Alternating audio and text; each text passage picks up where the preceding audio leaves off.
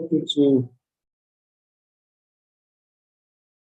we are this class we are discussing relative strength index.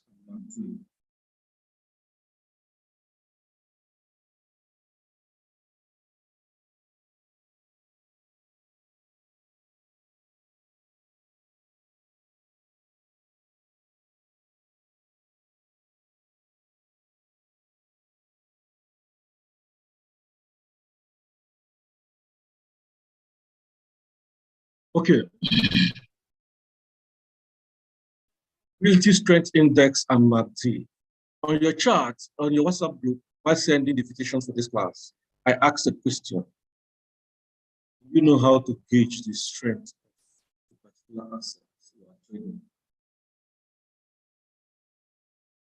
I said earlier that what we do in this market is buy, sell. We buy, and we sell. Buying might be on the trend. Selling might be on the trend.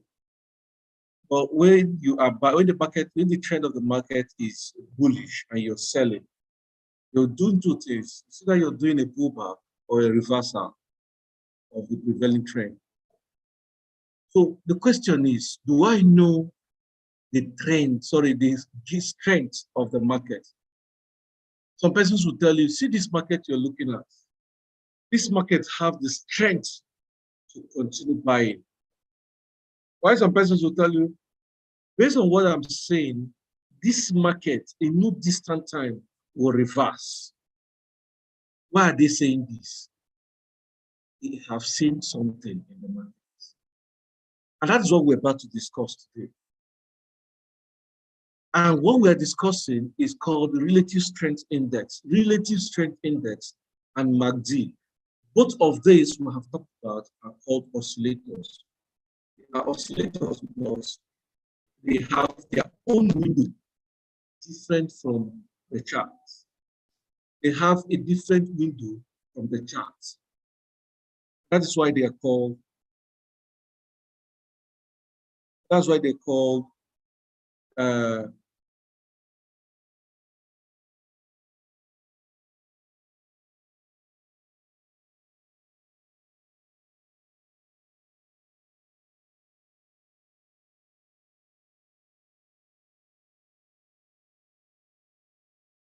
that's why they are called that's what they call relative strength index.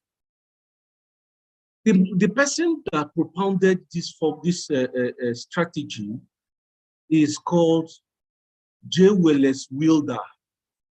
John Wallace Wilder is the person that propounded what is called the relative strength index. What he did is that he divided the chart, a particular chart, a particular swing. He divided it into overbought and oversold situation. Oversold and overbought situation. And he said, if the market is at overbought, that the market have the potential to sell. If the market is at oversold region, that the market have the potential to buy. The question is, how do I, as a trader, J. Wallace Wilder has said this own, how do I, as a trader, understand when price is overbought or oversold? J. Wallace Wilder said, for us to have a better understanding, he divided the chart into 1 to 100.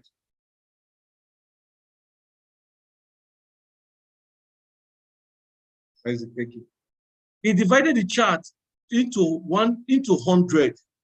And he said, if price gets to 80, if price gets to 70 or 80, that price, that asset is considered overbought.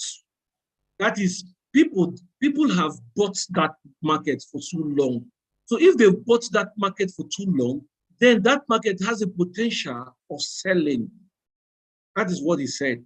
Now, let me give you an example. A real life example. Now, let's say we have, please, insane gospel. Please mute your mic. Now, let's say you have, Let's say you have a laptop, preferably HP laptop, and you know we'll have different laptops in the market today. We'll have HP laptop, we'll have Dell, we'll have Panasonic, we'll have LG or something. Different laptops, but the one that's very common is the HP laptop, the Dell, and the Panasonic. Whatever laptop you have. But let me give you an example of, for the sake of this discussion, I'll be talking about just two laptops, one the HP and Dell. Now, let's say there is something, a feature that HP has that so many persons now demand for HP. There's a graphic design or something used in graphics that when you use it, it is only HP laptop that has that asset or that particular tool. You now see that the demand for HP will increase. It will skyrocket. Immediately, people have realized that HP have that particular property. Now, so many persons will be going for demand of HP. You see that HP ordinarily that was sold at 80,000 naira. Once the demand for HP start increasing, it's a natural phenomenon that the price of HP will increase. It's natural anything, everywhere in the world, in this life. Once a demand for a particular product increases, the price will increase. Now, let's say somebody have a shop, let's say a retailer. After a retailer, you talk about the wholesaler. After the wholesaler, you talk about the producer. That is the chain of the distribution. You have the consumer, which is myself or yourself. You have a retailer, somebody that opens a kiosk or a shop and has so many laptops. We have the wholesaler, somebody that does the importation. And we'll have the producer, somebody either in China or somebody in Aba. Let's not use Aba. Somebody in China or somebody in Korea or somebody in the US or somebody anywhere, let's say China for now, that produces laptop. Now, when the demand for laptop increases, everybody that goes to the retailer is, okay, do you have HP laptop? You have HP laptop. You have HP laptop. You will see that the price for HP will gradually start increasing. From 80,000 naira, once you go the next day, HP laptop will increase to 90,000 naira. Once you go the next week, HP laptop would have increased to 100,000 naira.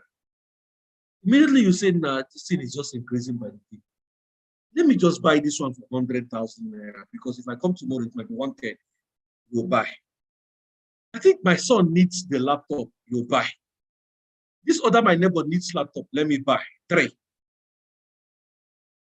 The next day, people start coming for that laptop. You see gradually that laptop that was sold for 80,000 naira ab initio will now be sold at 150,000 naira, even tilting towards 200,000 naira. Now, why this demand for HP is increasing? You see the retailer will tell the wholesaler, Oga, I beg, my customers are demanding for HP. I only need HP. Increase my demand for HP. Supply more of HP for me. If I don't even supply any other one, only HP. Now, after that, the wholesaler will go and meet the producer. Oga, only produce HP. I don't want to buy anything again except HP. My customers are saying they need HP. Now, the producer now will go into the market, get the raw material, and start producing mass production of HP. Mass production. You see, HP will be many, will be more. Now, when they get to that price, that peak, like let's say 180,000 naira, so many persons will keep asking themselves, what is special about HP? And let it be that God caught them, that Dell now observe the secrets that is making people go for HP. Dell will now go and produce HP. That puts that in Dell. When that happens, you see Dell, because demand for HP is increased, you see that Dell will just be there. But when people now get to a point, when they've seen that, oh, the demand for HP, I don't want to buy HP again. It is too high. How can I, something that was 80,000 last month, and this month we're going for 180,000, over 100% increment. So many people say, what is special about HP? To hell with HP, I don't want. You see, the demand for HP will gradually do what? Start reducing. Now, people now will dare to go to Dell, start buying Dell. The demand for Dell will start increasing. The demand for HP will start reducing. What that tells you is that HP has gotten to an overbought situation. And since it has gotten to overbought situation, there is high tendency that the price will reduce. And that is what happened.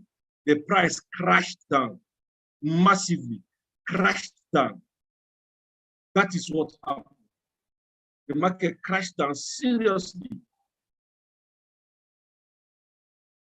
The market crashed down. So in price, we are saying that point, that 180,000 naira for that HP is overbought situation.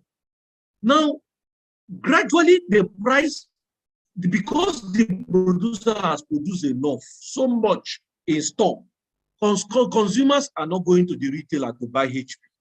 The retailer will go to the producer. He's not going to the producer, the wholesaler again to buy. Wholesaler was like, okay, what is the problem? Okay, no market. The producer will call the wholesaler. Okay, you said I should produce the HP for you. What's the problem? I have enough quantity of HP. The guy will tell the man, okay, there is no market. Customers are not coming again. So what happened? The price will gradually reduce. Why is it reducing? To attract buyers. To attract buyers. Now, Dell will gradually. You see HP will be dropping. Today, when you go, they'll tell you it is 180. You go the next day, is 170. The next day, 150. Next week, 120. The next one, they will use more. Before you go, they'll start. Why? The price got to overbought situation and is coming down. It will get to a point when people will start demanding for the HP now. The price for HP now will do what? Will start climbing gradually. That is what happened. I'm just giving you a scenario of what happens on our charts. That's a scenario of what happens on the chart. The network is breaking. Wow, are you serious? Please, somebody confirm. Isaac said my network is breaking. Please, others confirm. Is my network breaking? Can you hear me?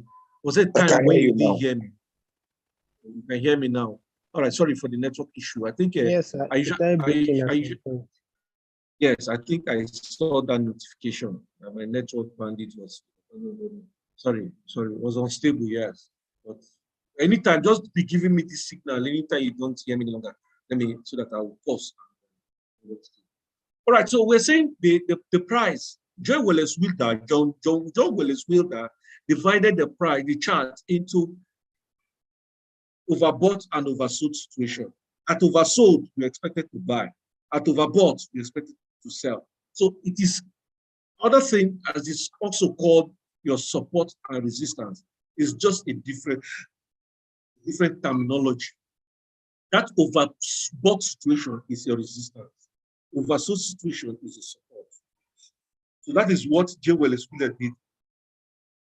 Now, he gave us the relative strength index that will help us to gauge the price. Now, let us go to our chart so that we start doing justice to this. Look at the slide. Let me share the slide. Like, you see too much on slide.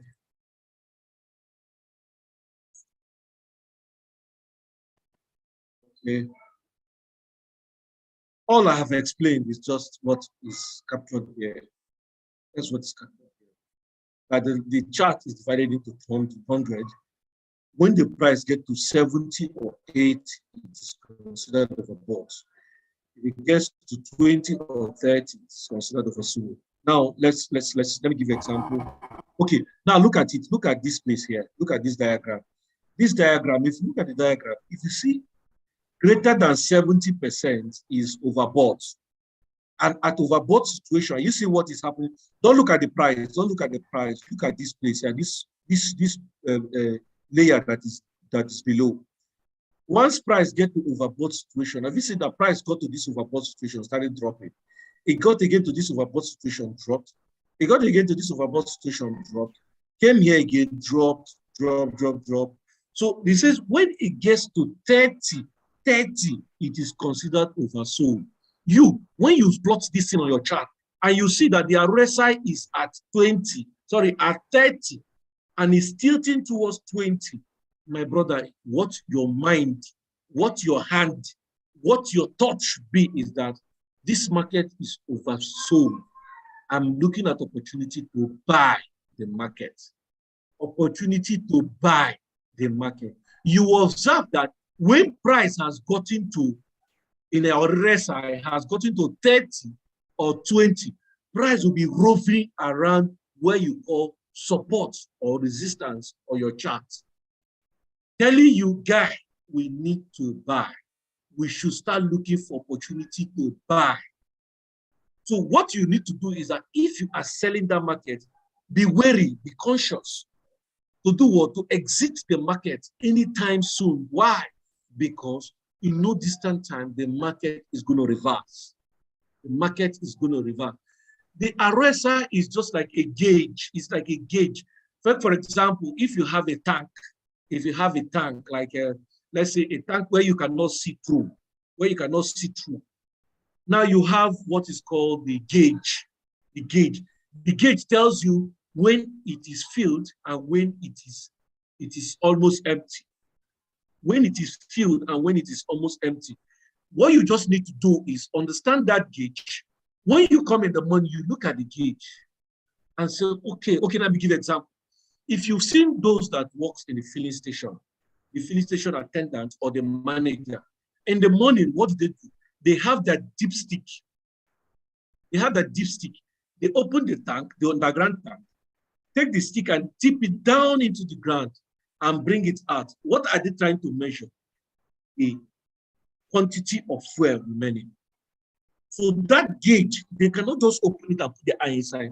That gauge tells them the quantity of fuel that is remaining. It's either the fuel is filled, or the fuel is almost empty, or the fuel is in the middle. Once they bring it up, they look at the deep stick. They look at it and say, okay, this tank is almost empty, or almost empty. Then they send a signal to the people at the what's it called, the depot, that look, we need a refill. The quantity of fuel is depleted. So that is what we do with RSI.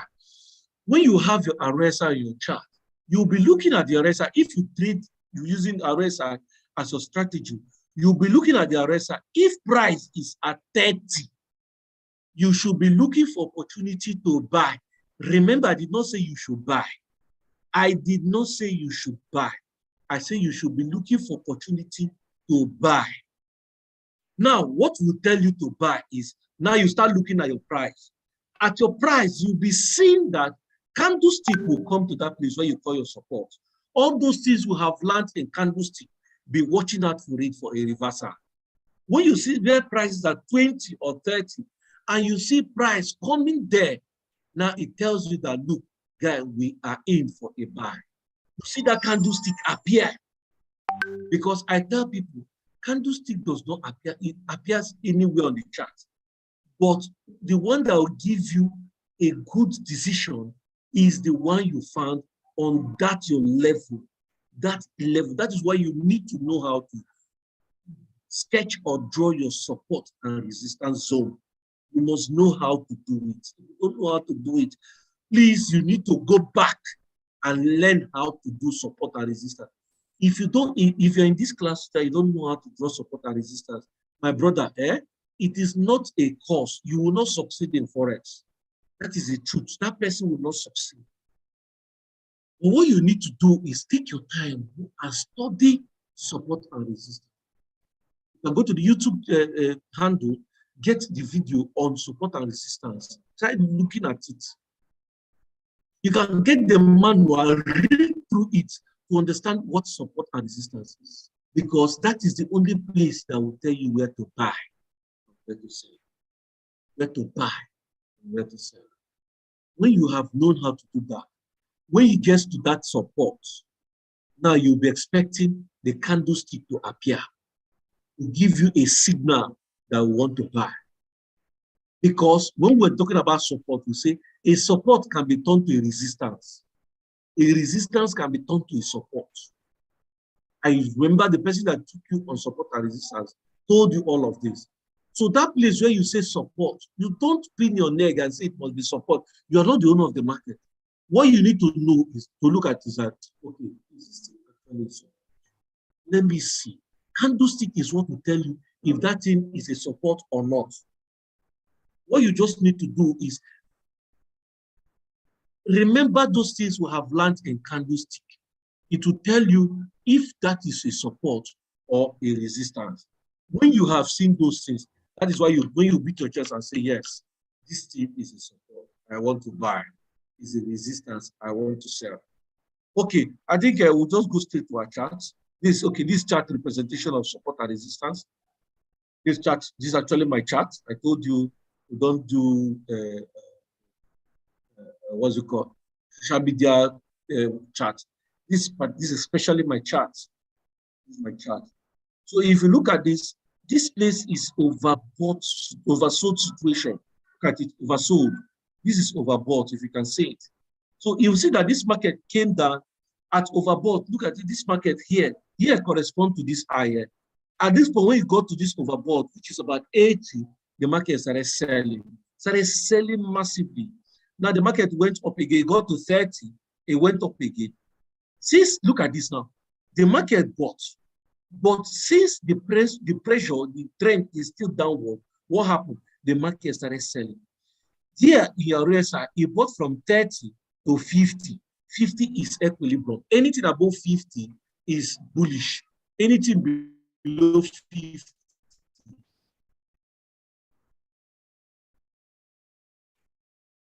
is bearish. Now, it bought to 50 and it's done. It's just a pullback. The internet connection is unstable. I know you by now you may not be hearing me clearly.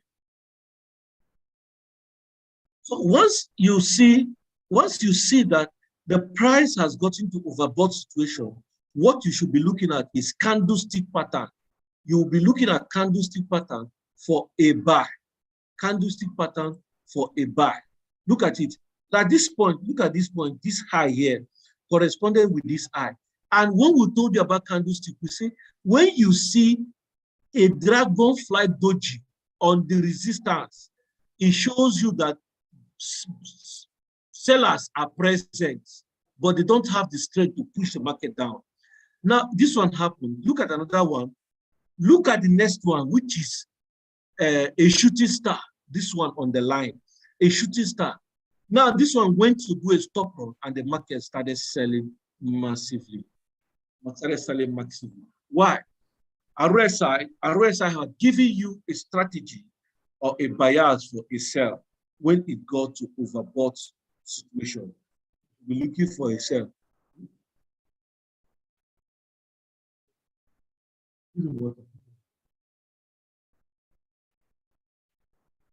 So now that is what we say. So we'll go to, okay.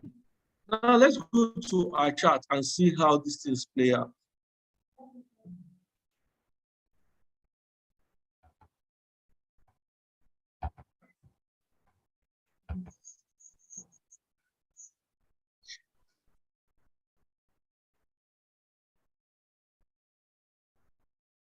Okay. Let me get a chart. Okay. Let me get a chart. Now look at it. Look at this chart. This chart is called Euro NZD. Euro NZD. Euro NZD. Buy the market. I missed the market in the morning here. Now, when it got to this point, I bought a market. The market went up, but whatever it's doing, I've locked my entry. I've locked my entry, so this entry is secure. This market, I've locked $8. So whatever it's doing, it's doing a pullback, yes. Whatever it's doing is concerned. We've locked the entry, and even Satan knows that this money is in the account. Okay, now let me put my RSI. Look at how to plug your RSI into the chart. Now, this is your RSI. If you're using a laptop, I just wish I would have time to explain using the phone, because I know some of you will be using the phone. But let me explain using the laptop. Hope you can see my chart. Please confirm if you can see my chart.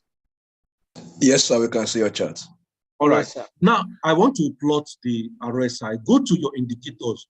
Remember, when I taught you moving average, that same place where you've got your moving average, go there too. Instead of trend indicator, you'll be seeing oscillator.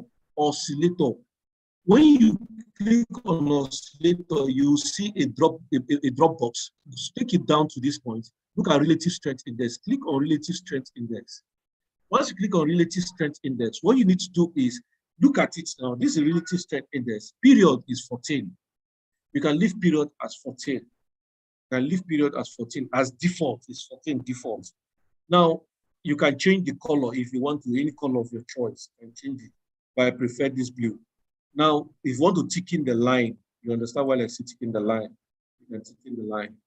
Now, you come here. This is where you have to do some work. Levels on levels. If you see these levels, your own, if you're looking at your chart now, your own might just be 30 and 70. Now, let me show you what I want to remove it. I want to remove all this. Okay, now your own will not be like this. How your own will be is, this is 30. Your own will be like this, 30, because you've not used it before, and 70.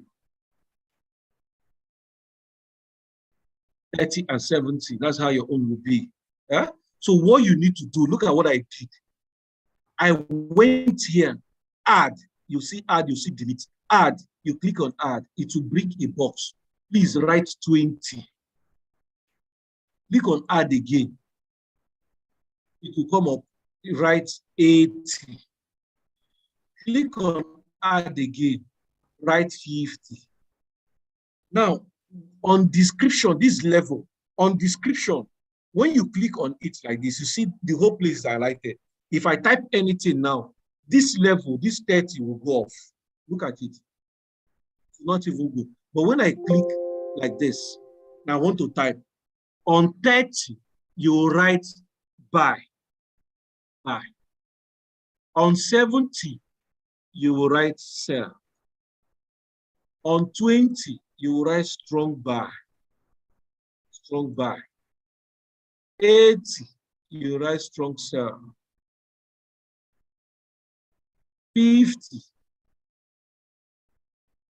you write neutral. Neutral. Once you have done this, you click OK. I want to click OK. It will come out now on your chart. Look at it on my chart here. Look at it on my chart. Look at it on the chart. Now this is the RSI on your chart. Now, if you look at this, look at how to trade. I told you we would want to unravel the secret of trading relative strength index. Now, look at this price. Now, look at this price here. Have you seen this? Let me color it. Let me highlight. Look at this place. This place correspond. If you want to know how it corresponds, take your line like this. On this place, just you'll see where it corresponds here. Here. Now, use it and put here. I'm not saying you do all of this. That's not what I'm saying. But I'm just showing you an example. Now, look at it. If you are trading RSI,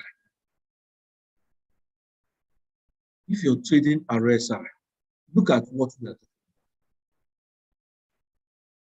I would have told you something if we have done divergence, but I will come to that.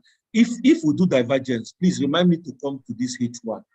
This thing here, this thing here, this thing you see here like this. Yeah? And this thing you see here like this. This thing you see like this. It's a beautiful strategy. If you know this strategy, brother, if you see it, I assure you that you will enter your trade with joy and make money. That's the simple truth. Let me go back to my right side.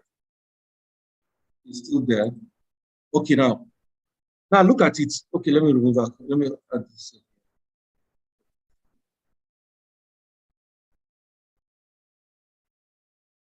So that is it. This is the RSI.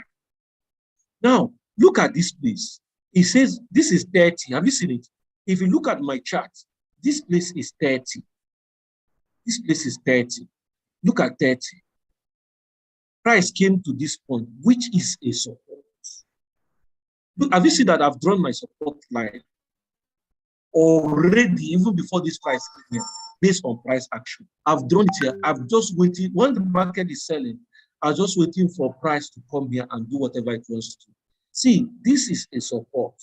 Now, on RSI, it got to 20. It got to 20, sorry, 30. Now, we say at 30, what you should be looking at is opportunity to buy. Sorry, yes, opportunity to buy. The market would have been selling to 30. You should be looking for opportunity to buy. Now, as we are buying, you see the market came up, got up to this point. See that if it's ranging, came back again. Now, look, I told you I missed this buy in the morning because I had wanted to buy it in the morning. Now, look at it. The market came here again. This is after 1, 2, 3, 4 days.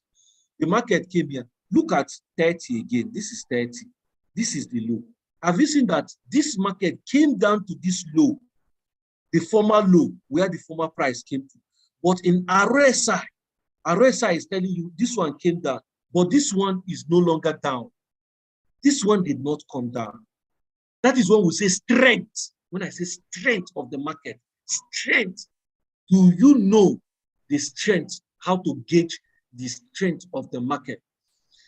This market, ordinary that came down to this place, this one would have followed him and come down to this place, which is 30, 30. If you look at the line, this is my line here, this line here, this line, this line.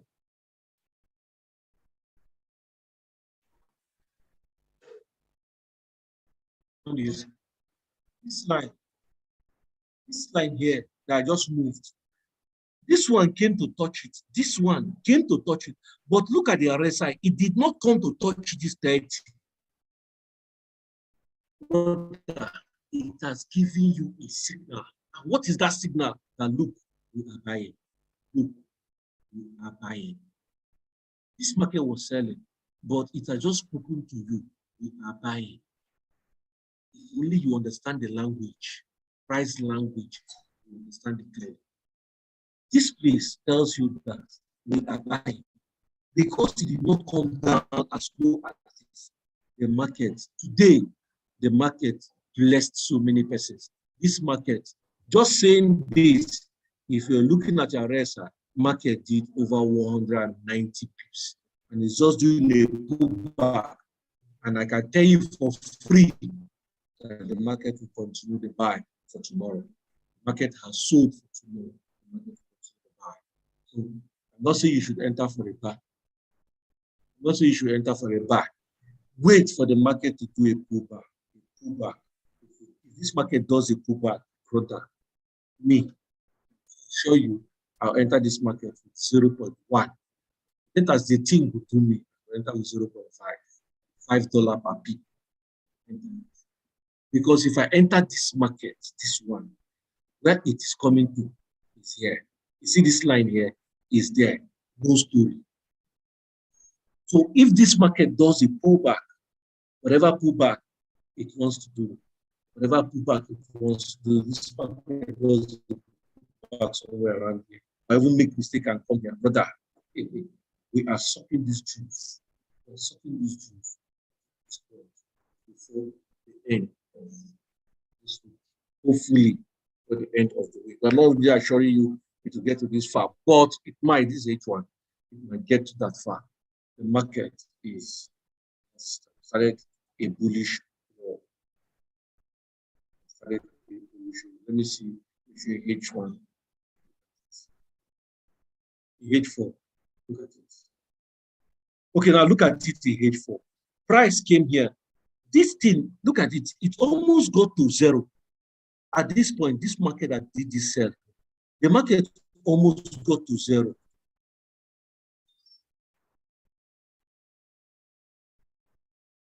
The market almost got to zero.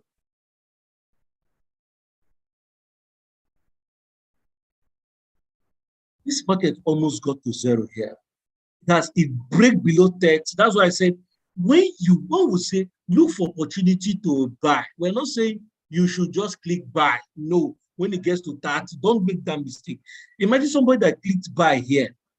The thing will drag the person. Only God knows how much your account will pay. This is Euro NZ. It's not money. It can deplete. It can deplete a $50 account. It can deplete it, depending on the lot size you are using.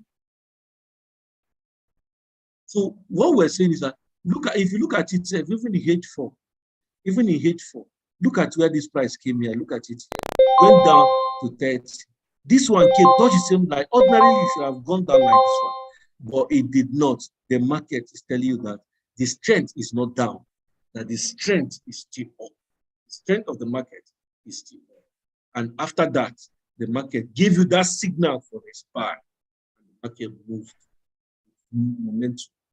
I told you I missed this market, and I felt so bad because over the weekend I traveled and I did not have access to my phone. If you were in the weekend analysis, you observed that I wasn't there.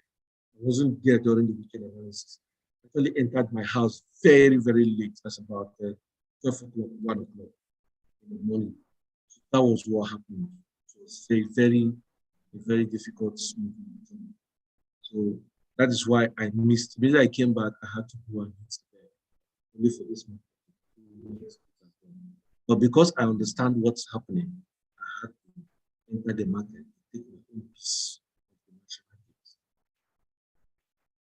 the market. Okay, so what we're saying is that this market, okay, let me use this market now to explain our research. Look at when this market started buying. I said, if you catch the market at 20 or 30 for a buy, the first thing you should do is that you are buying to 50 on your RSI. First, you are buying to 50. When you buy to 50, if it breaks above 50, you continue your buy. But if it breaks above 50, it's like something that have broken a resistance. 50 is like resistance. It has broken a resistance. It will come back to test the 50. Like what is above 50, and it's coming back to test the 50.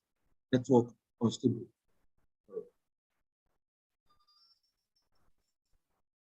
It's coming back to test the 50. Once it tests the 50, do a retracement to gather momentum for a continuous buy. And that is why I told you that this market, we are buying to 1 point. First, I am buying to 1.6927. That's where I am buying the market. 1.6927. I am buying this market. So I'll wait for the pullback. Please, if you can wait for the pullback, good. But if you don't enter now, I beg you in the name of God, don't do that. It is tomorrow during the London section. If you see this pullback, please engage the market for a buy. Depending on your account size, please use 0.01 account.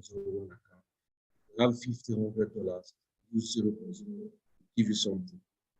0.01 from here, let's say from here down to this point, this is about 175 pips. If you catch this market with 0.01, I can assure you that this market will give you $17. And this market gives you $17 just tomorrow or next tomorrow, or for 2 days, the market gives you $17 for that. You have met your targets. You have met your you have surpassed your target for 2 weeks. If you have $100 account, you surpass your target for 2 weeks. If you have made 17% of your account size, you can imagine that in just 2 days. And that's what they tell you, come, I'll give you 50%. and you'll be happy to pay you 20%. If you have been able to do 70%, just understanding the market reading. That's why we say we teach you generate signal yourself. Don't depend on anybody for signal. If the thing is not coming, do your thing and trade your market and go your way and collect your money and eat it and feel happy because you've done analysis and you trade your way. Okay, so I've just given you a signal now that this market we're expecting a pullback. Then once the market does a pullback, in fact, the market, you look at where my entry is now. If the market does a pullback to this my entry, please engage the market for a buy. If it does a pullback, not the red one, the blue one, to this my entry, please engage the market for a buy. I told you, engage the market for a buy.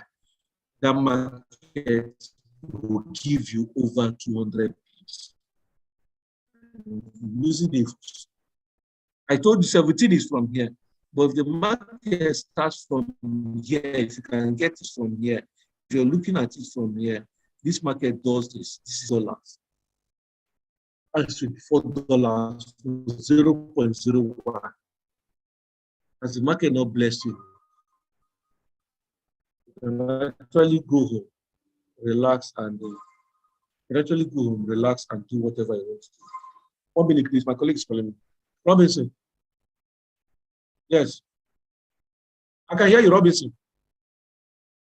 Yes, so yes, you forgot it. I just felt bad when you left the office.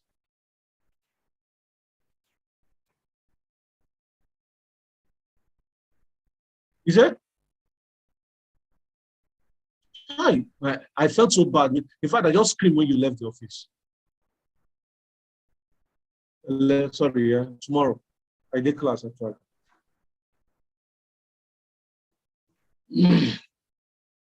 Okay, so that's what we're saying. When you see this, now look at it. This market has broken above 50. I was looking, when this market was buying, I was looking at RSI. When it got to 50, I was looking at what candlestick is doing. Immediately it produced this one. I relaxed that market. I said, okay, now this market, in fact, where I have, let me tell you one thing, is a bad character, but with the momentum of the market, I entered with the 0.1. That's 0.1. I collected $20 and I closed before I left the office. But this one, because it's done, I still left it. I can enjoy it, but I know it's not coming down lower than this. If it comes lower than this, then this market is looking for a problem. I doubt if it's coming lower than this. In fact, it's not. With what this market have done, with what we have seen in this market, it's the buy. I told my colleague we're going to buy this market the whole day. We bought it the whole day. So we're expecting a pullback. You see that the pullback will happen this night. You might just see a buy, but if you see a buy, brother, I don't know. Unless you want to scalp, go to the lower time frame, not this before.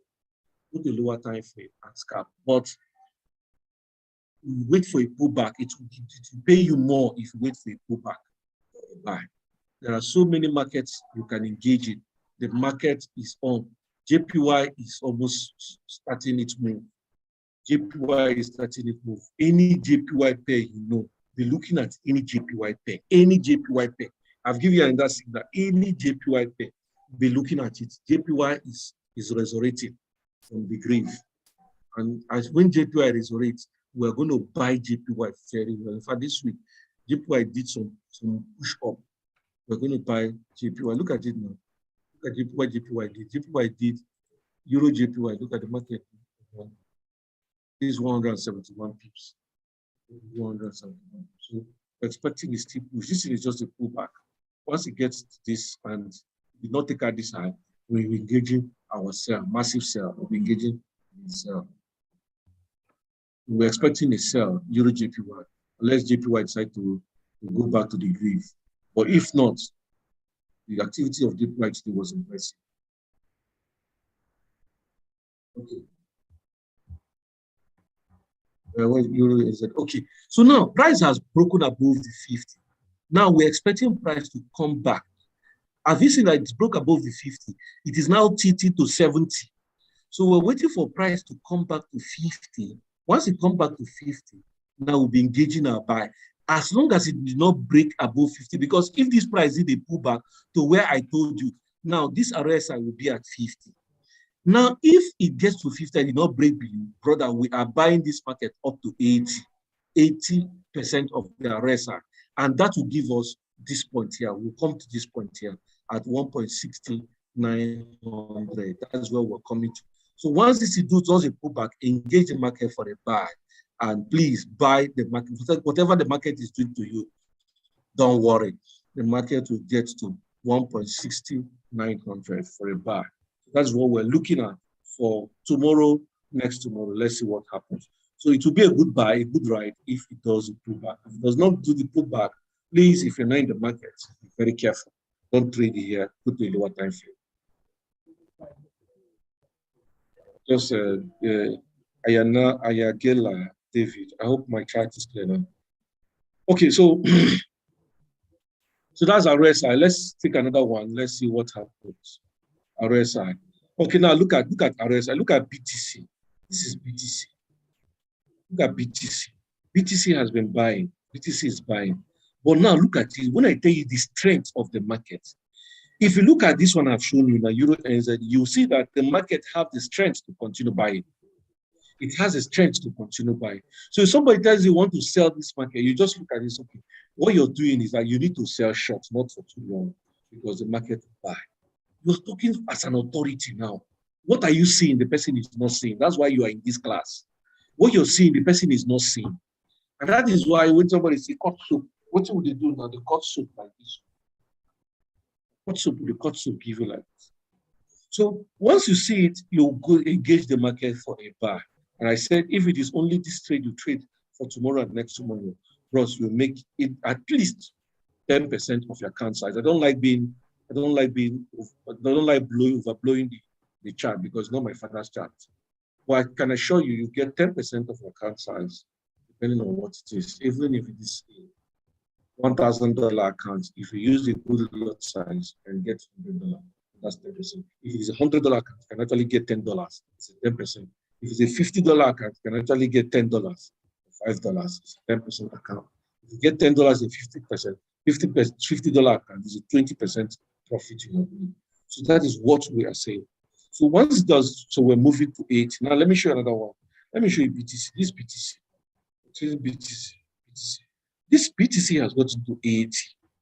What did I say? When it gets to 70, we should be looking for opportunity to sell. It did not give us opportunity. Look at it. It did not give us opportunity to sell. The market started going up. 80 has never given us opportunity to sell. If you look at me, where I have drawn my distance, my chart, look at this line I have drawn here. This line I have drawn here. It is a native level I have come to. And I will observe this line. I'll buy this market. By tomorrow, this market doesn't need pullback. I'll buy it to this point because I know that's where it will be. This market now that is happening now might do a pullback to 70. It will do a pullback to 70. If it did not break below 70, brother, we're going to buy. We're going to buy. If it does not break below 70, why it's going to 70 is to create a space for it to continue up. So once it does a pullback to 70, then we'll continue our buy up to this point. Continue our buy up to this point. So one, if you want to buy now, you cannot buy now because if you look at our RSI is telling you that the market is overbought. So we should be looking for opportunity to sell. That's why you see the candlestick is getting smaller and smaller and smaller and smaller until when you see a push down. Once you see a push down, then it has given you an opportunity for you to buy up to this point. So if the BTC, don't look at buying BTC for now because price is in a overbought situation. We are looking for a little pullback, not a change of trend, a little pullback for the sell. This thing now is telling you that the market does not have much momentum for the buy. That is why you're seeing candlestick is getting smaller and smaller and smaller and smaller by the day. Getting smaller and smaller. Unlike this one, 1, 2, 3. If one that brought it up, you see very big body. But as it's going up, you're seeing small body, telling you that the strength of the buyers is coming to an end. So what you just do is a little pullback. Now, get up to this point, then you see a crash. So that's what we're expecting. All right, so I'll be expecting a question. So before we go to the MACD. I'm expecting a question before I go to MACD. If you like this now, look at I have a question. Hello? Huh? Yeah, sir. Hello. Can I go on? Hello. Yes, I can hear you. Okay. Who's asking? My question is, with this RSI, can you also apply it on those high volatile commodities like gold? But for gold, either way, sometimes we just give you some RSI within some possible time, then to reverse. I don't know whether it's good to apply this on such commodities too as well. Thank you. Look at gold here now. Look at gold here. Look at gold here. This is gold. If you look at gold, look at it. The market told you that the market is on 30. Look at 30 here. The market is on 30. The market came down. Look at, that's what I told you, that when you are buying to 50 first. When the market did not break above, then you're going to sell. First thing is that when you're buying from 20 or 30, you are buying to 50. So once the market is going, you are looking at your RSI. It gets to 50 first. Lock your profits. Lock your profit. Once you lock your profit, then if it breaks above 50, you continue to buy. But if it does not break above 50, see, the market did not break above 50. The market is sold, and it's selling. This is 30. This is 30. Now, what possibly this? If you look at this point here, I drew this low here. It has broken below the low, which was my support, which I was looking at buying. But look at it, break the low and the market break down. I will not buy. I'll wait. Now this market will come back, possibly do a pullback up here. Once this market does a pullback, the RSI, have you seen that the RSI is still up a little because of this bullish candle? Now, when the bullish candle is going up to this line here, the RSI would have turned to like 50 or less than this swing here, this one. Once it gets half of it, you see that the market will sell again. Where is it selling to? It is selling to 20. And you see that you'll be coming to look at price to come to this point, this other block. You'll be looking at price coming to this other block. Once this thing goes up, this one will go up. If you push it now to 20, and at 20, brother, you should be looking at opportunity to buy. That is why at 20, if you look at your RSI, it says strong buy. So you can actually apply RSI on your chart on any volatile market. This is gold. Now look at Brent. Look at Brent cash. This is Brent. Brent is very, very volatile. When I entered this market with a 0.02, somewhere around here, this just took out of my profit on the profit, somewhere around here.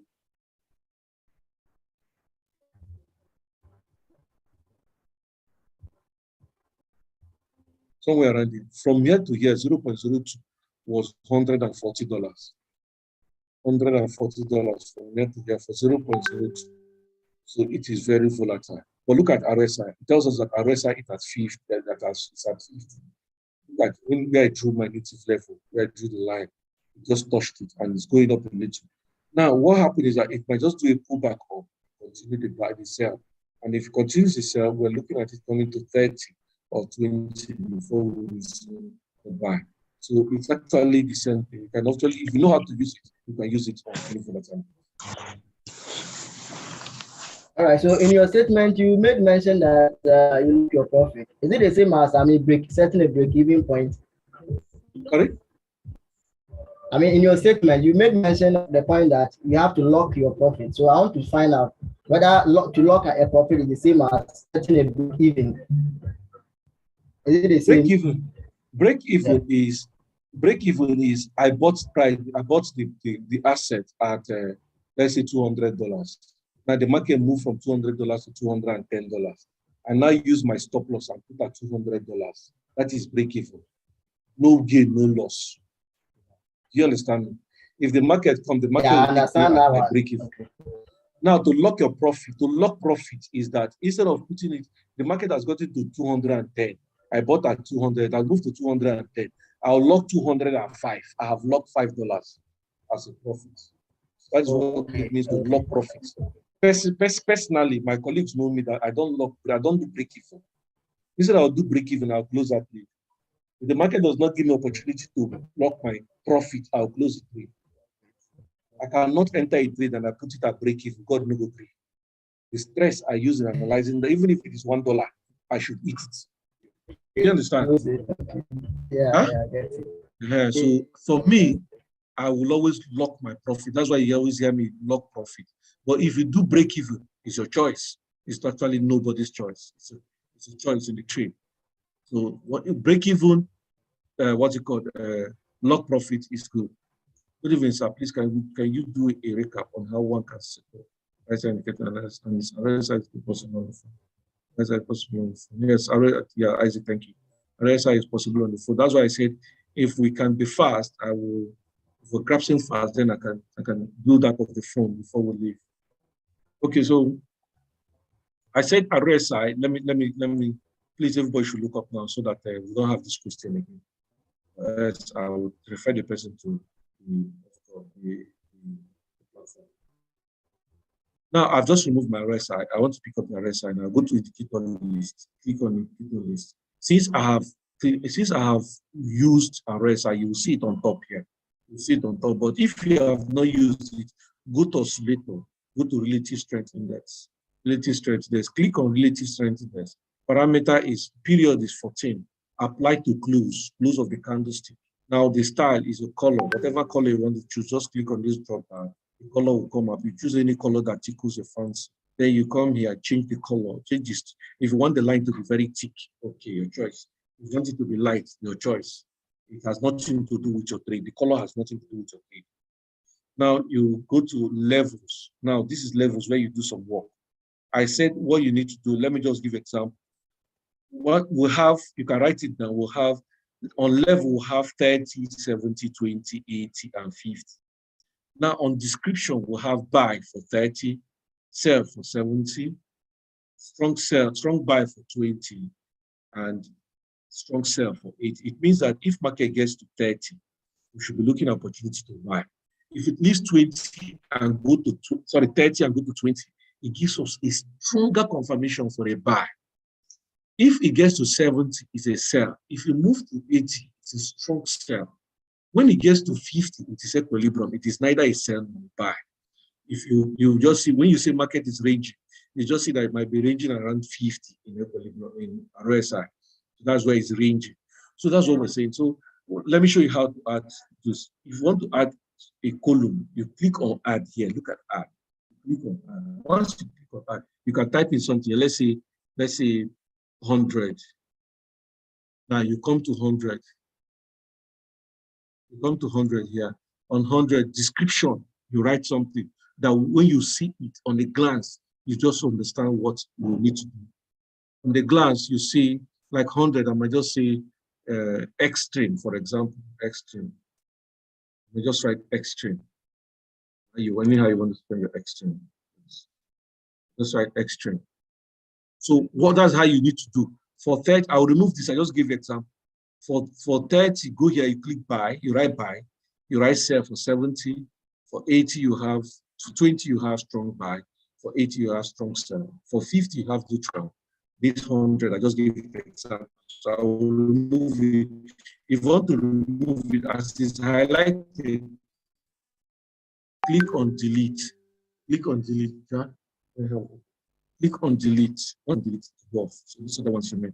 Once you are done with it, you can tick this color black. This color black is the line. You see it on when I put it. Now the blue one we talked about, the blue one on the parameter is the oscillator. Is that thing that moves like a graph. That is the blue line. Then the 20, 30, and 70 is the black. You see it as a click. Then you click OK. As you click OK, look at what you have now. Isaac, I've seen your hand. Just hold on a little. Now, when you click OK, look at what you have. So the blue line is the oscillator, while the black line is this. So if you want to tick in it, you can go and tick in it on the side. So that's what we're saying. So this is what you'll be looking at. You'll be looking at price. When price get to 50, once price is at 50, on top of 50, what you should be looking at is the opportunity to buy alone. If you have not entered the market, that's why I said if you have not entered this market for Euro NZD, wait for a pullback. As long as it not break below 50, please buy. Once RSI is above 50, look for opportunity to buy alone. Look for opportunity to buy alone. Don't sell. Look for opportunity to buy. If RS big, why is that the strength of the market is on the upside. That's the meaning. That's why I said you know how to gauge the strength of the asset. The strength of that asset at that point is on the upside. That's what it means. If you see price at below 50, please look for opportunity to sell, because the strength of the market is down. The strength of the market is bearish. You should be looking for opportunity to sell on your chart. Anything that gives you opportunity to sell on your chart, please sell it. Sell it, because price is below 50 in your RSI.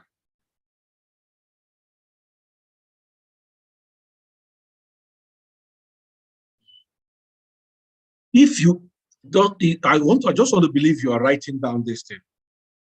If you are buying, you get your buy from 20.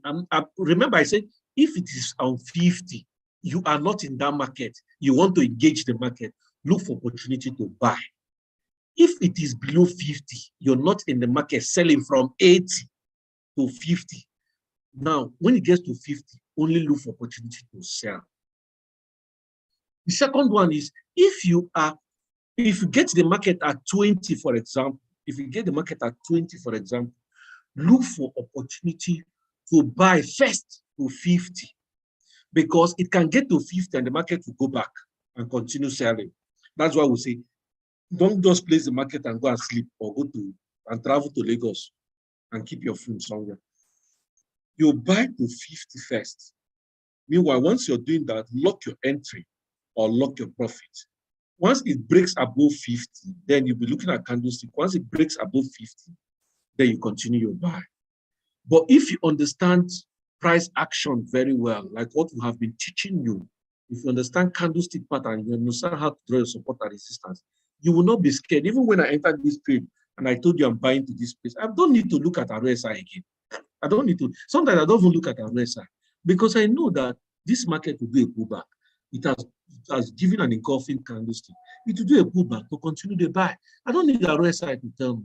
But since you are a newbie, you'll be looking at RSI. RSI will be giving you a gauge, an eye gauge of the market sentiment.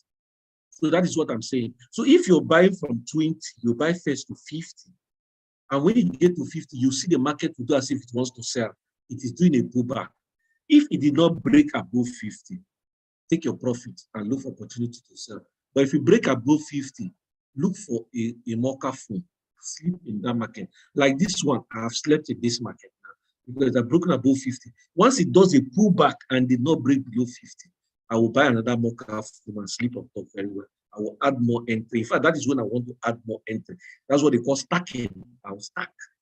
Now, once the market moves, brother, this market, if the market won't enjoy you, very wicked. But when you get opportunity to enjoy the market, I'm not saying you should be aggressive. I'm not saying you should revenge the market. No, you can't revenge the market.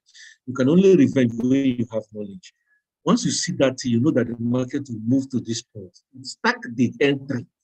Let the market move. When it moves, you just be smiling. So you're smiling to the broker. Okay, so that's it. That's it for us.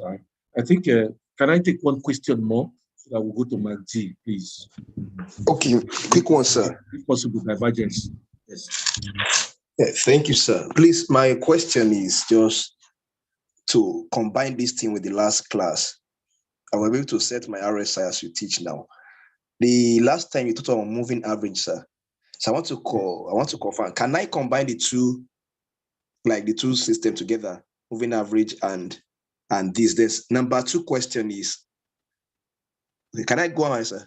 Can you hear me? Yeah, continue. Can you hear you?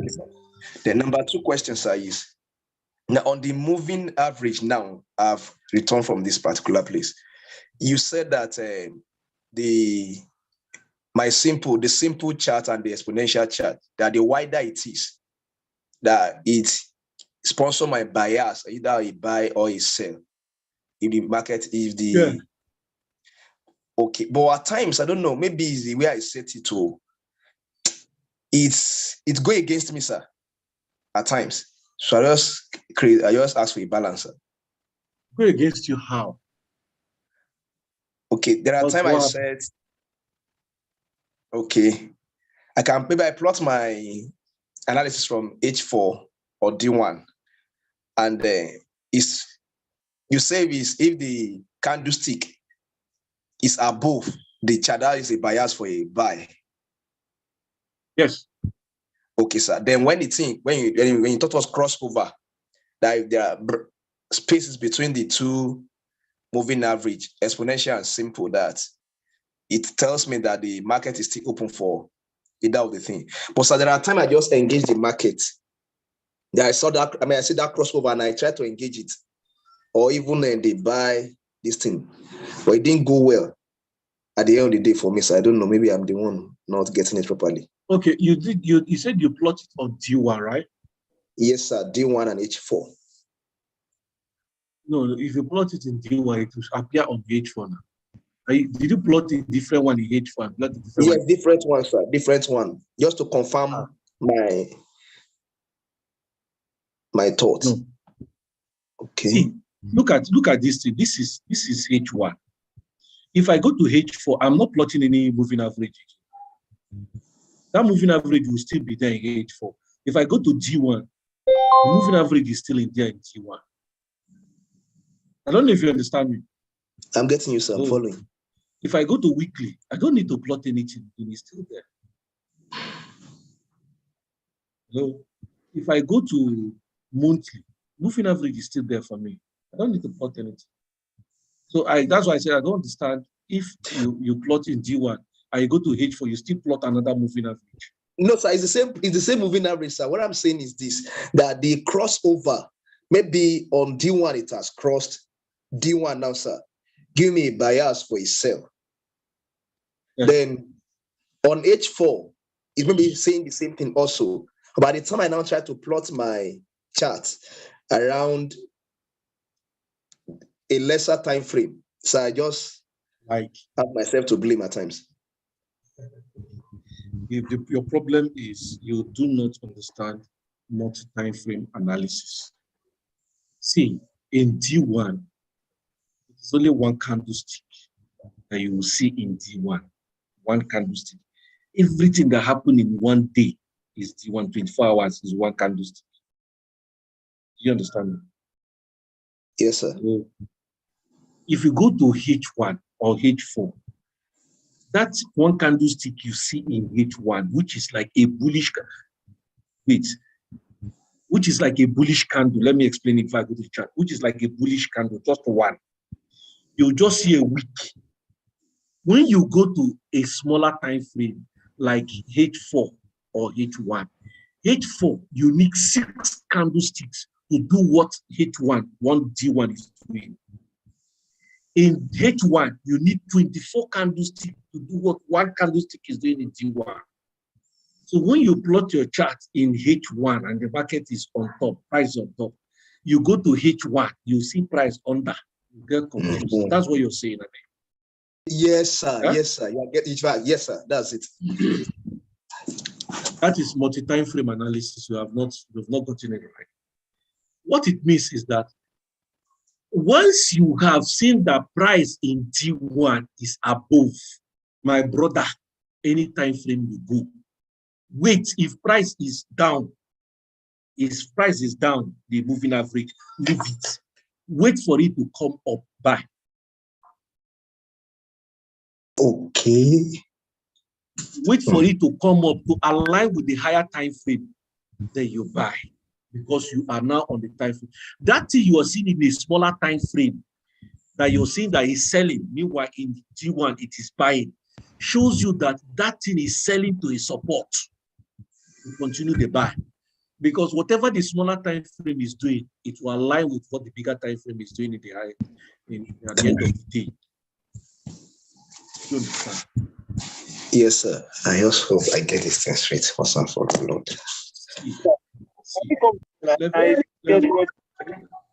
This last explanation you did now. Who is that? Now mute your mic. Look at. Listen. This is D1, for example. Look at this chart. This is D1. Look at only this one candlestick in D1. Tell me what you can see in D1. This candlestick, this one. What can you see? Is it a bullish candlestick or a bearish candlestick? This one is a bullish one, sir. Is a bullish candlestick. What does it tell you? Buy. that the market bought for today. Yes, sir. Yes, sir. For the market have not closed. But what we are seeing now is that the market is bullish. Yes, now, sir. Let me take you now to H1. This is D1. Let me color it. Let me color this. Only this one if I can. So let me color it.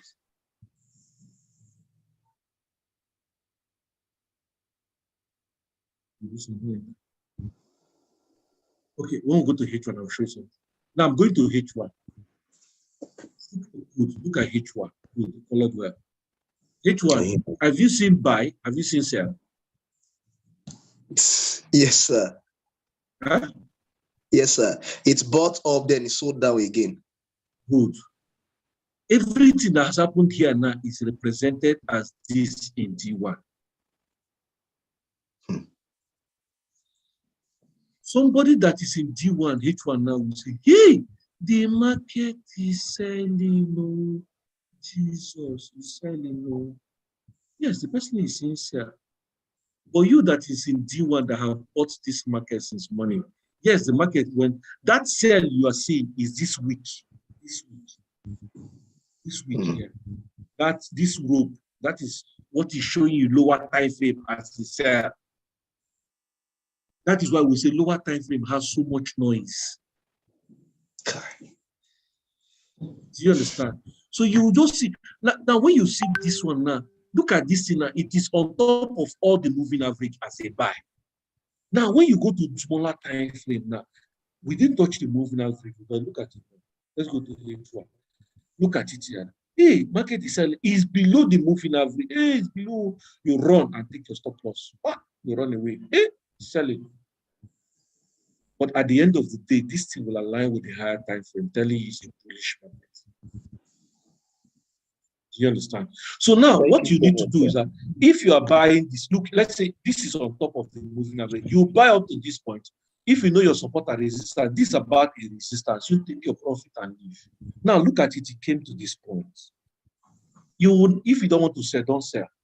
Now, when it comes down, what if it is done? It is not your concern. What is your concern? Look at it, it's trying to go up now. Whenever it goes up, buy. Now, when you're buying, you're buying to this high first. Once it goes to this high, lock your profit. If it continue high, no problem. It is aligning with the higher time frame. Do you understand? Yes, sir. No. So that is what we call multi-time frame analysis. That thing that is selling in a lower time frame is just selling to a support to continue the buy. Is a pullback, a buy. You understand? Look at this one. Look at monthly. Monthly. For a month in NZDJPY, the monthly is selling. Look at the sell. Sorry, buying. Monthly for this month, for the month of March, buying. Look at the candlestick buying. But when you go to, let's say, D1, now look at this month. Within this month, you saw sell here. You saw sell. The beginning of the month, you saw sell. See sell. See sell. You see this thing that is happening here in T1. When you go to like 15 minutes, it will be like a whole chart, very long chart. This small thing that's happening here. You see, child, the market don't buy, don't sell scatter. Which scatter? But when you are in a monthly time frame, like you're a rig worker, you have just placed your market for a buy. You've done your analysis. Okay, price is above, this price now is above 200 period moving average. It's above 50 period moving average. It's above 20 period lower moving average. Okay, let me just engage my buy. Engage your buy. Put your stop loss here. Go your rig for 1 month. You come back. Look at what you will invest. You will have invested, let's say from here to this point. You will have invested for now 802 pips. But you with the market every day to look charts, you never get 802 pips. But the man just placed straight and started doing his work. He came and invested to 802 pips. If the market goes against him, it's the money he's willing to lose. But if it doesn't go against him, the guy will be on massive profit. So that is why we say take your direction in the higher time frame and trade in the lower time frame. That trade you're trading in the lower time frame, you are not using that lower time frame as direction. You're just using it as what? As a trade. But you have a direction. Like what I told you in Euro NZ. Like when I told you Euro NZ, I told you that my direction is here first. 1.16900. My direction is here for a buy. Even if I go to 5 minutes time, 15 minutes time frame, brother, it says it's line. It says the chart long. That's small thing. Look at how high it is. Look at that place where I'm expecting my buy. Look at it. Anything that this market is doing, Nabobo juice, look at my direction. I'm looking at this point. Do you understand? I'm looking at this point. Anything market wants to do, I'm just here to check something, to have an early entry. This market is coming for the buy. So you can't be scared. That's why I tell you, if you understand this whole thing, you can even trade in 5 minutes. But don't go to 5 minutes and take a direction. You see this small sell now, they push you. Nobody wants to sell. Sell where? Just doing a good plan. West Capas, they have eye problem.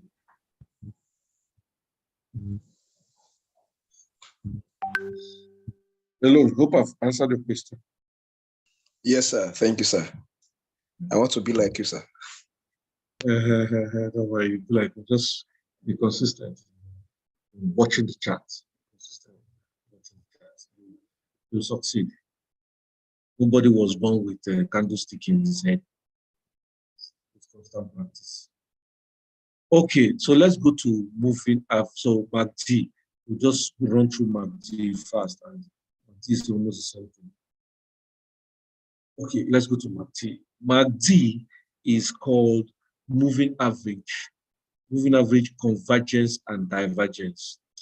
You see, and this kind of, I'm a divergence trader. Each time when I hear that word divergence, it gladdens my heart. I like that strategy so much. I won't even wish my enemy to miss that class. Seriously, I'm telling you.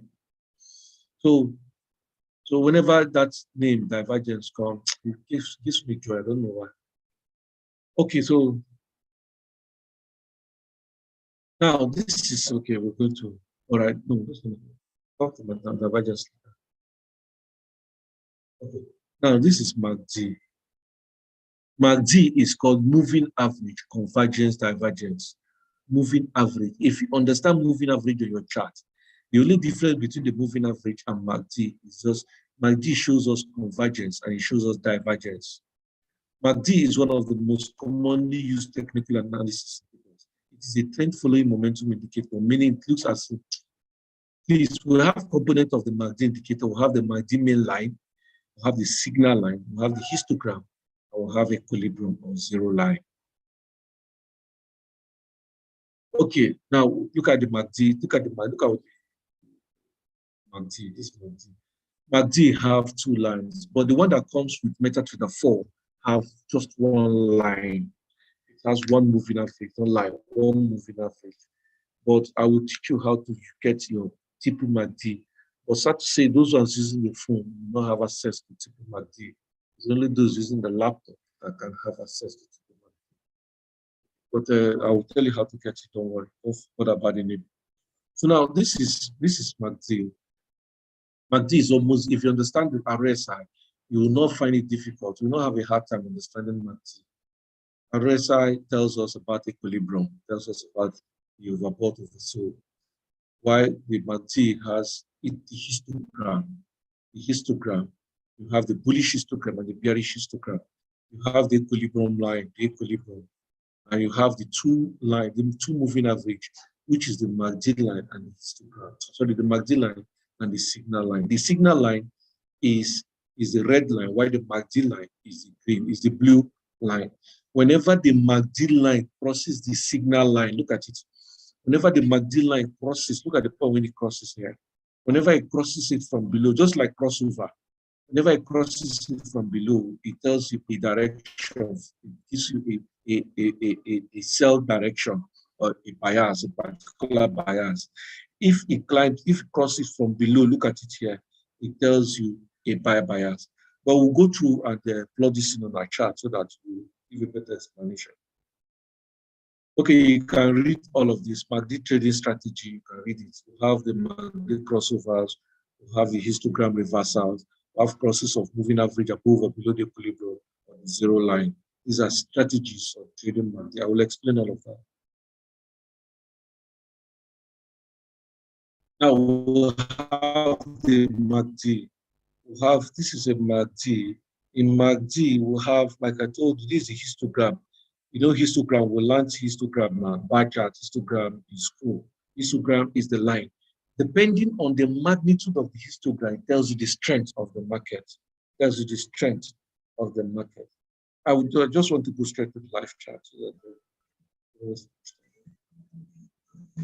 The very simple strategy. This histogram reversal, you can read it.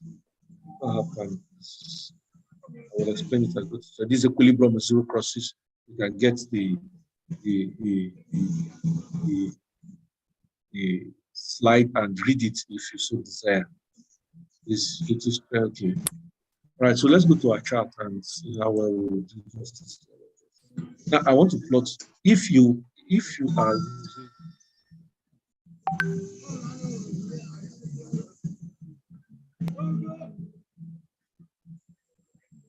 are using,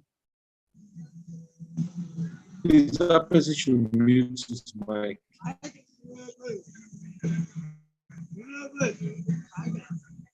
That person should mute his mic now. Who is playing song?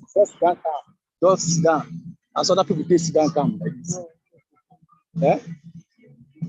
No, he was on him. Ayewu Michael. I can't go to me. Oh,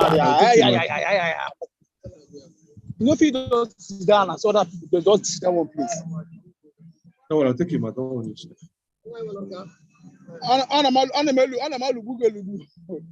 Ace, come on. Ace, Junior.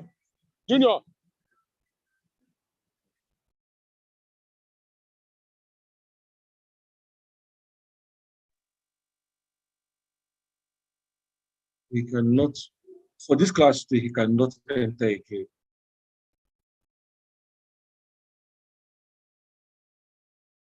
Should wait for another class.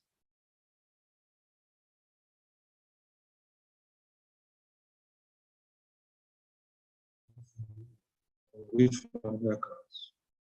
I know him very well, but I don't take those answers. Okay, so let's continue. There are simple rules too. If you enter a room, once you click the link, well, you should be looking at your phone, because once you are welcome into the room, your mic will be open, will be on. So mute your mic and say whatever you want to say. Please, let's continue. Let's not get started.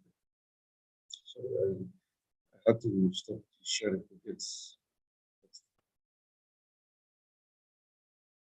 Okay, so I said,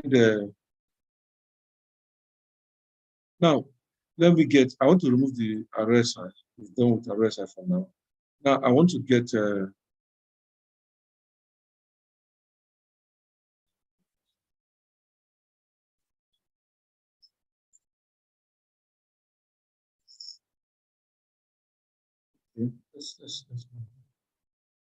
let's just pause.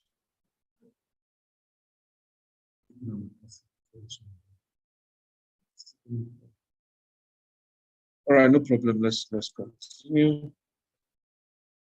Okay, so what I need to do is, if you want to get your MACD, if you go to your relative strength index, sorry, if you go to that place where you got your relative strength index, go to oscillators. Now you go to, you will see MACD. Click on MACD. Once you click on MACD, you will see the normal. MACD is made up of 3 moving averages, but you see it as 2. One of them is a combination of 2 moving averages. You see the fast EMA and the slow EMA, but all of this doesn't matter. But just leave it as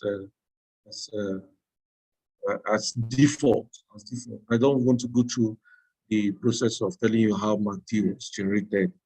It has to do with the weekly, the weekly, and the monthly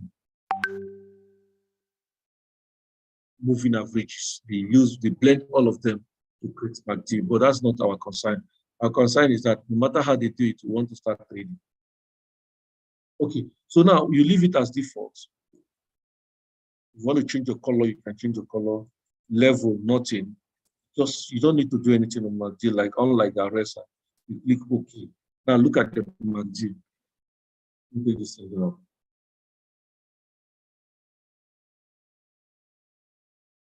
Now this is the MACD. This is how you see it on your phone. This is the MACD. This is the MACD. So once you see this, you'll see that on this MACD, what we say, this is the histogram. This is the histogram. That's why I don't like using this one. I don't like using this one. But I will show you the one I like using. You'll see the difference. Well, if you have a laptop, go to do Control T. Control T is where you see your terminal, where you see your trades and all of that. On that Control T, you see market. Go to market. You click on the market. When you see market, now it tells you some of the indicators you can use. Those ones that are free, you can get it free of charge. Now you come here on this point. Look at where my cursor is here. You click on, you type TIPU, TIPU, TIPU MACD, MACD, TIPU MACD, TIPU MACD. You see TIPU MACD, because I have gotten it already from the market. It's like you going to buy something from the market. Because I've gotten it already, I've downloaded it. But since you have not downloaded it on your own, once you click on the TIPU MACD, you click on this search button, Click on the search button, you will see it. You click on the search button, you will see it. My own will not come out because I've already collected it. So on your own, once you type TIPU, then MACD, you click on the search button, everything will drop on that MACD. You look for your TIPU MACD. Once you've gotten your TIPU MACD, you'll see download. Click on download. It will come out beside this thing.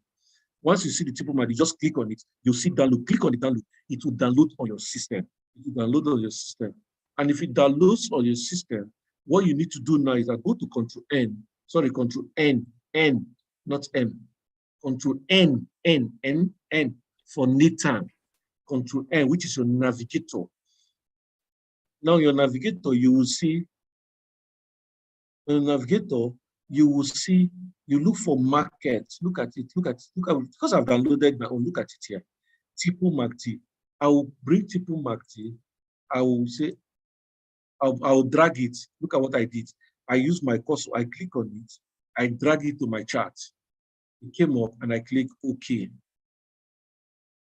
Now this is the TIPU MACD. This is TIPU MACD. Hope my chart is clear. My chart is clear. Everyone can see my chart. Now this is the TIPU MACD. If you see it, is different from this. It's different from this. This one, if you look at the histogram, you'll see red and you'll see blue. You'll see red and you'll see blue on the histogram. You'll see red, you see blue.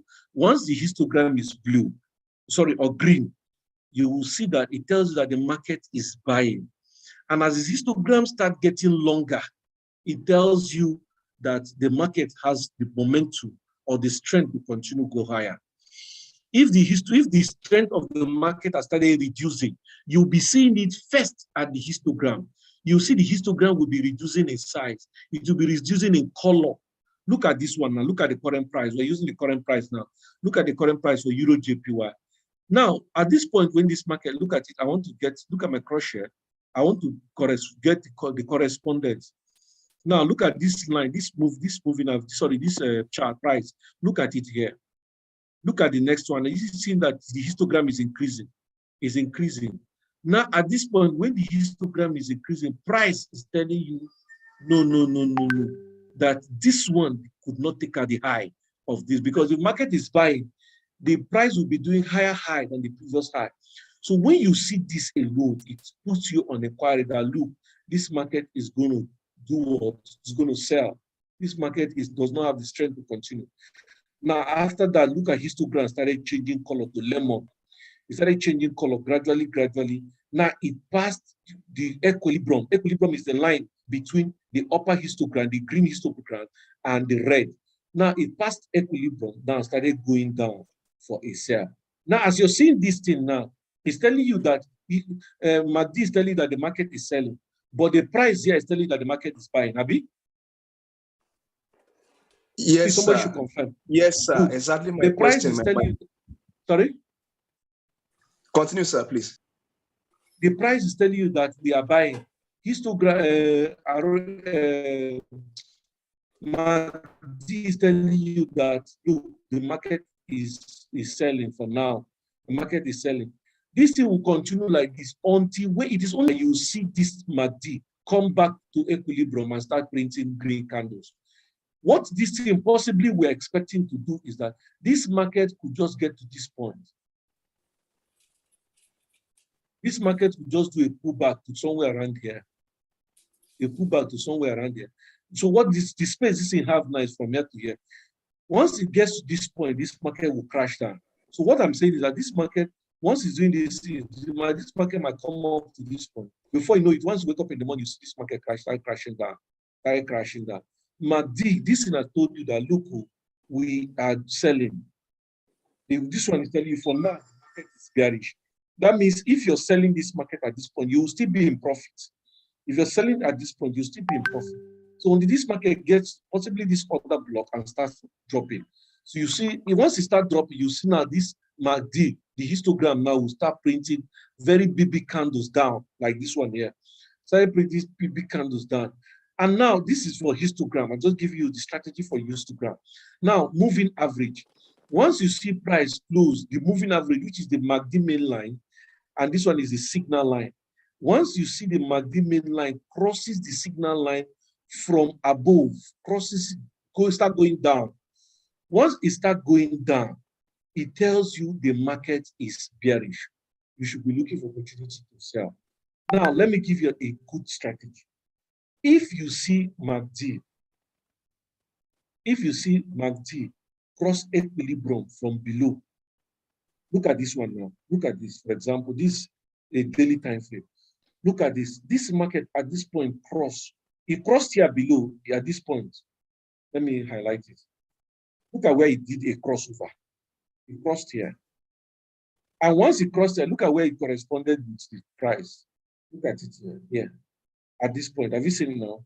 This market started buying from here. If you are a chart pattern trader or a price action trader, you would have gotten this buy from here.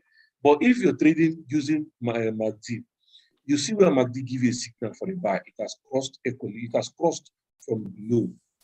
Now, as it crossed from below, you see that the moving average now with it held towards equilibrium. It will not be showing as if it's going to equilibrium. As long as in D1, if you see any price where the moving average in D1 has crossed equilibrium or is tilting towards equilibrium, go to a lower time frame and start buying that market. Once you see that price in D1 first is tilting towards equilibrium, what you should be doing in lower time frame is looking for opportunity to buy. If it has crossed equilibrium in D1, don't sell again, only buy. If it has crossed equilibrium in D1, even in smaller time frame, look for opportunity to buy because price in D1 and MACD has crossed equilibrium. It has crossed, the moving average has crossed equilibrium, telling you that the market is an uptrending market. It's an uptrending market. So you don't have any business selling that market. You only have business buying the market. As long as price is on above equilibrium. Look at it. Look at this point now. Look at this point where price crossed above equilibrium. For that period, after that time, 1, 2, 3, 4, 5, 6, 7, 8 days, 1 week and 1 day. Throughout last week, the market bought. Euro JPY, the market bought. Why? In D1, MACD crossed equilibrium. If you are somebody that knows how to have backtested MACD, you see that at this point, when price cross the moving average, the MACD main line crosses the signal line from below, it has given you a signal for a buy. And once that moving average now cross equilibrium, brother, get a mocha phone lie down. In fact, what you need to do at that point is that carry your passport, keep it somewhere. Don't even open your chart, just be enjoying the buy. Because price has crossed in D1, price has crossed equilibrium for a buy. Then you should engage that buy very well. Engage the buy very well. Oh, whoa, now let's get the one for the sell. Let's the one for, okay, now look at this one. Look at it. Market now, MACD crossed here from below. Look at where it crossed from below. Now, there are two things. If you see MACD in D1 cross in D1, brother, once you see that cross in smaller time frame, if it is the next day, don't do anything. If it is like this now, don't do anything buying that market, only sell in a lower time frame. Once you have seen it, only look for opportunity to sell. Let me see if we can get this now. Let me see this. This is also.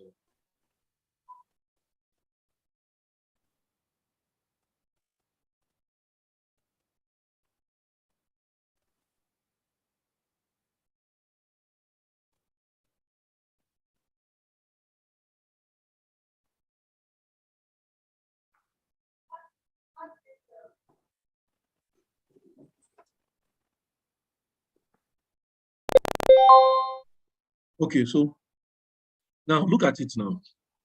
Look at this. This is the D1.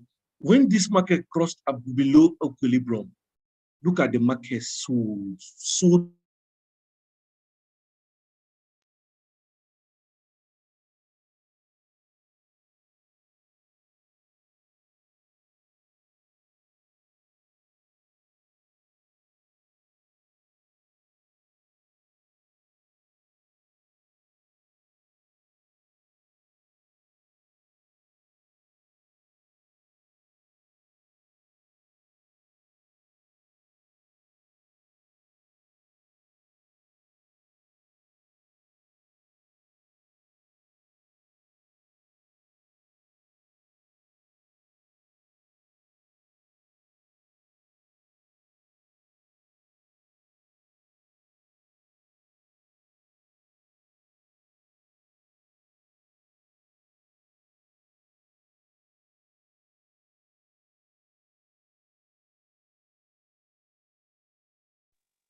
It seems the network took him out. Yeah.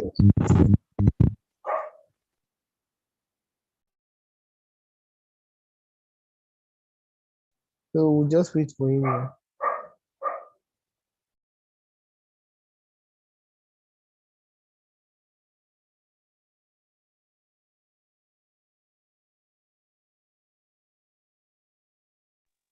David, you are our host now. So you can continue. Share your screen and continue, sir. Please, let's wait for our tutor. Or should I make you the host so that you share your screen and continue? No, it's better it's you. You are the one that have the knowledge. Please, let's wait for our tutor. Okay, sir. Good evening, sir.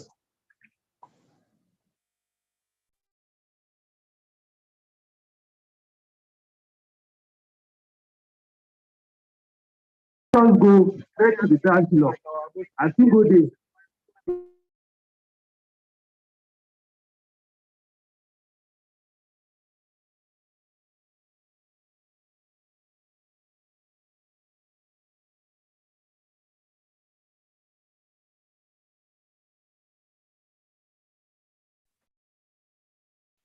Sorry guys, I don't know I didn't know my Wi-Fi went off. I had to check it now. Sorry.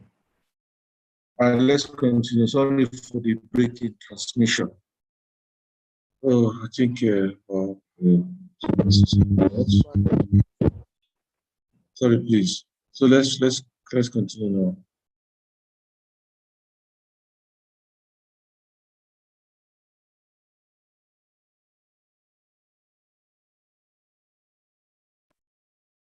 Okay, I said now at this point, I'll say let's see what happens when this is where the market crossed below. This is where the market crossed below. The MACD main line crossed the signal line from above. Now started going down. For a sell. Once you have seen this thing on a daily time frame, because if you are doing analysis, is that as the market closed today, you do a daily time frame. That is your bias. If it is on Sunday or the end of the week, which is Friday, what you're looking at is what has happened during the week. Now, different things will be entering into your mind when you're doing analysis. At the resistance, did I see a shooting star, a hammer, this and that for a week? It tells you that the next week, if you see a shooting star at the resistance, you should be selling the market the next week. If you see a hammer at the support, you should be buying. Very simple strategy because you have learned candlestick pattern. Now, when you were using MACD, what has happened? Has MACD crossed? If MACD crossed today, that means the following day, I should be looking for. Please, if you can hear me, please give me a confirmation. Yes, sir. Hello? Yeah, I can hear you, sir. Okay. Now, Can you? All right. If you have seen this cross on the daily time frame, brother, don't waste your energy buying a market. Only look for opportunity to sell. This is 27th of October 2021, for example. 7th of October 2021. This is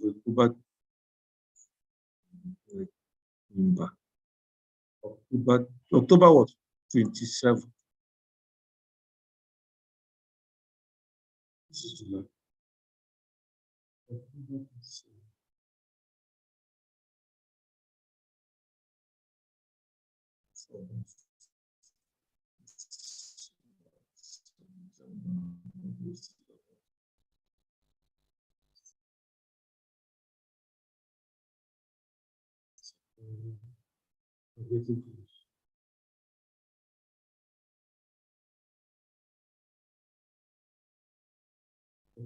Now look at it. So now when you see, like that, my friend that was asking me that question, when you see that cross, your bias is, I want to sell. The market sold there up to this point. And now what we're saying is that when you have seen that bias, now it gives you a confirmation. When you are selling, you are now selling with confidence. You're not selling with confidence, with a high confidence, a high momentum, or even a high lot size because you know what you're doing. Look at, you would have enjoyed this sell. Why? Because it has crossed. Look for another trader. Leave that one, it's charging my Wi-Fi.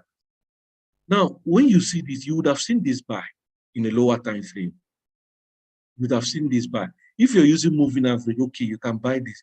But when you see the market is selling, look at it sell.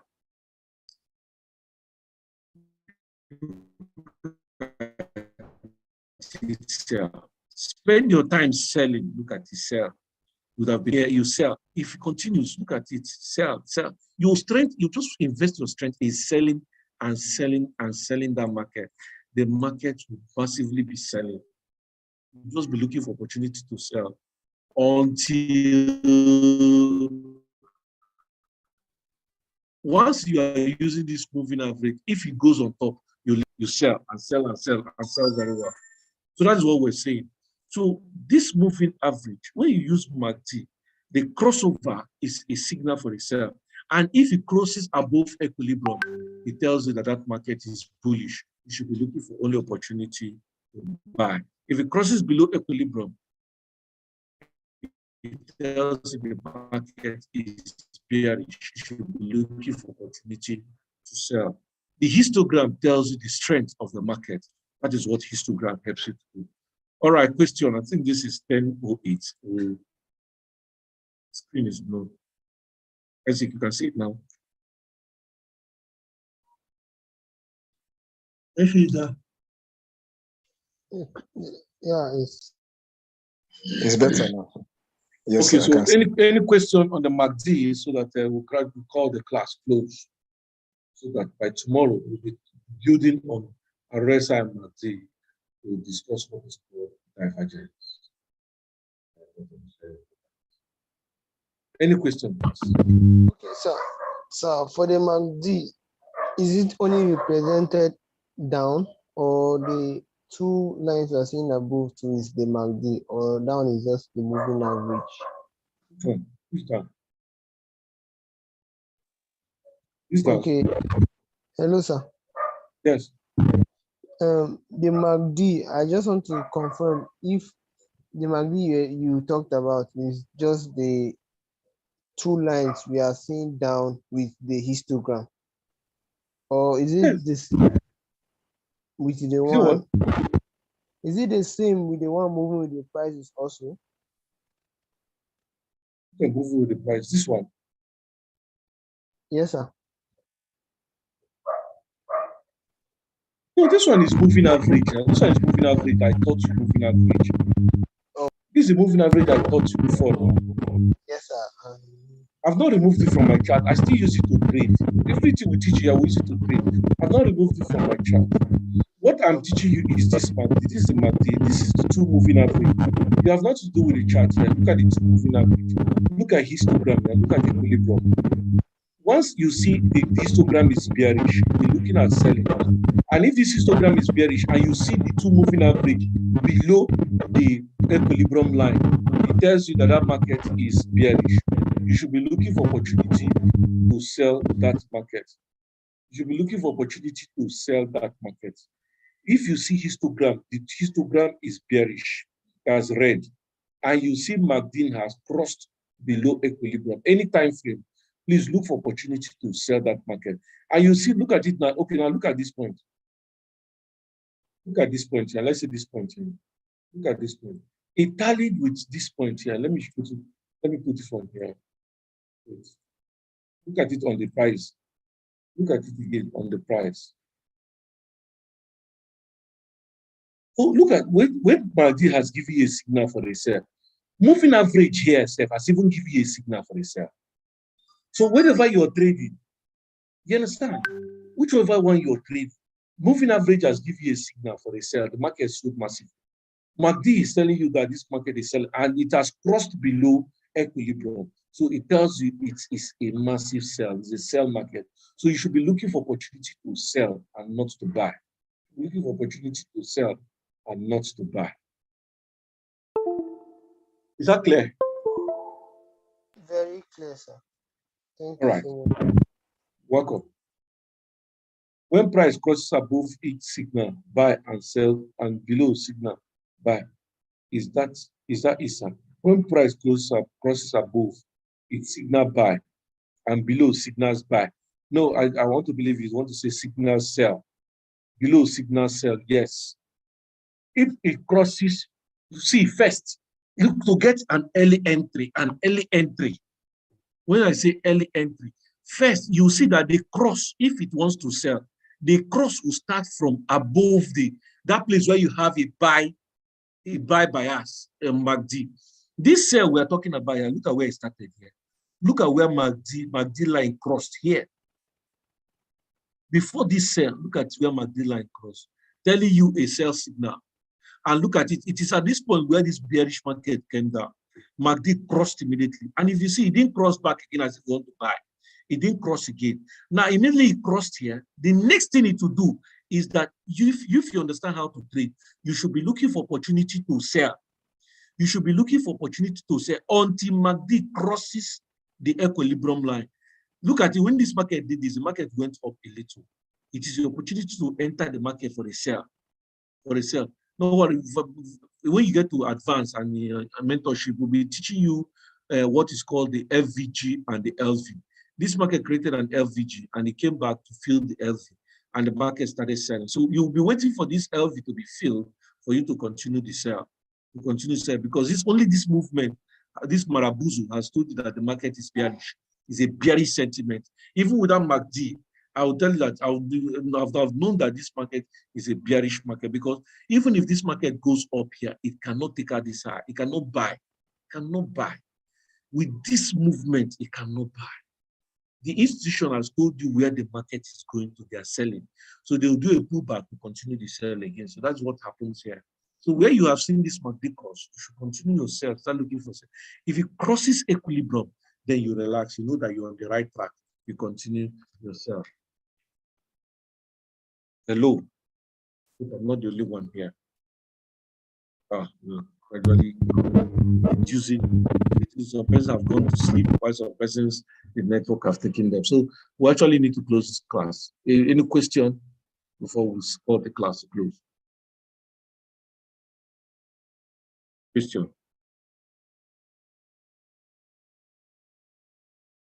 All right. I don't think there's any question.